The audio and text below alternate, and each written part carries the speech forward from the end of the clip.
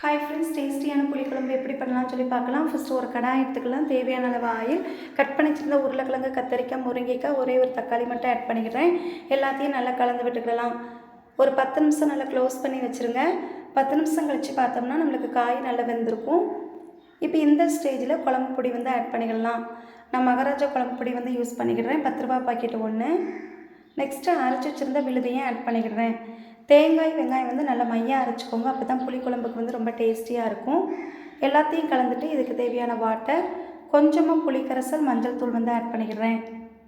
கடைசியாக salt add பண்ணிவிட்டு மறுபடியும் ஒரு 10 நிமிஷம் க்ளோஸ் பண்ணி வச்சிடலாம். 10 நிமிஷம் கழித்து ஓப்பன் பண்ணி பார்த்தோம்னா பச்சை வாசனைலாம் போய் நம்மளுக்கு குழம்பு வந்து ரெடி ஆயிரும். கடைசியாக ஒரு தாளிப்பு கொடுத்து இறக்குனா நம்மளுக்கு ஒரு டேஸ்டியான புளிக்குழம்பு வந்து ரெடி. இதில் நம்ம எந்த காய்னாலும் யூஸ் பண்ணலாம்.